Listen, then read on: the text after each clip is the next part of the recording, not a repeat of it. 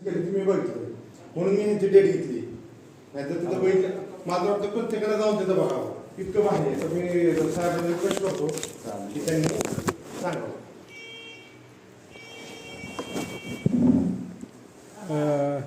नंदुरबार गावातील सर्व प्रगतशील शेतकरी, आमचे मित्र गुलाबरावजी, त्यांचे मित्र, त्यांचे बंधू, आमचे खरं तर वर्गमित्र आणि आज उपस्थित असलेले गावातील शेतकरी मित्र हो.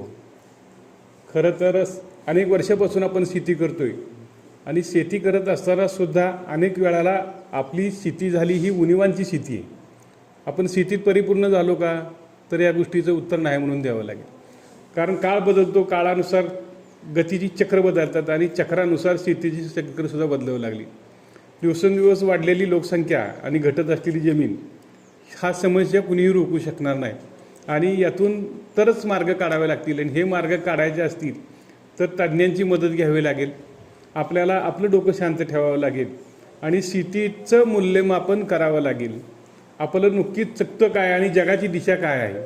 आजच्या काळामध्ये जर बघितलं तर आज आपण शेती करतो, शेतीमध्ये प्रचंड भांडवल घालतो. आपली सोसायटी शेतीला भांडवल देण्यासाठीच निर्मिती केलेली आहे. परंतु घातलेल्या भांडवलातून आपला नफा किती हा खरं संशोधनाचा विषय आहे. आपण शेतीमध्ये पैसे घालतो परंतु नफा किती मिळाला ह्या गोष्टीचा आपण कधीही ताळेबंद ठेवत नाही. आणि ताळेबंद ठेवला तर शेती करायची लोक बंद होतील. ही अंधश्रद्धा म्हणा किंवा आपण त्यातलं अज्ञान म्हणा, आपण खरं हिशोबी शेती केली नाही आणि हिशोबी शेतीशिवाय आपल्याला शेतीमध्ये माणसं रुजवता येणार नाहीत. आज आपण पाहतो की 2 कोटीची भर दरवर्षी भारतामध्ये माणसांची पडत आहे, परंतु जमीन वाढते का, तर प्रश्नाचं उत्तर नाही. आज रंदोलबाचं गावठाण बघितलं तर रंदोलबाच्या गावठाणामध्ये घरं बांधायला सुद्धा जागा राहिली नाहीत. अशी आजची वास्तव परिस्थिती आहे आणि माणसं शेतात जायला लागली.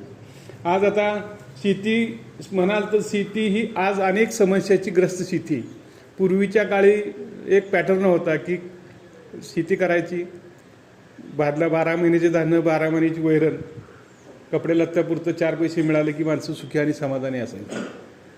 मध्यंतरच्या काळामध्ये शेती पण गतिमान झाली, माणसं पण गतिमान झाली. माणसं गतिमान होण्याचे प्रमुख कारण की माणसांना पूर्वीची सगळी 12 बोलूची सिस्टीम होती गावामध्ये. सुतार पैसे घेत नव्हता, धान्याचे जेव्हा करायचा, गडशी नगारा वाजवायचा, त्याला धान्य दिलं तरी चालायचं, चांबाराला चपल्या शिवून घ्यायला आपण धान्य दिलं तरी चालायचं. परंतु मध्यंतरच्या काळामध्ये सगळे 12 बोलूती निघून गेले आणि नुसता शेतकरी गावामध्ये राहिला. आता ह्या सगळ्या परिस्थितीमध्ये पैशाची गरज नक्की भासायला लागली. शेतकऱ्यांना पैशाशिवाय चालना म्हणून आपण शेती ही पैशाची पिकाकडे आपण वळलो आणि मग एक पाय माणसाचा मार्केटमध्ये गेला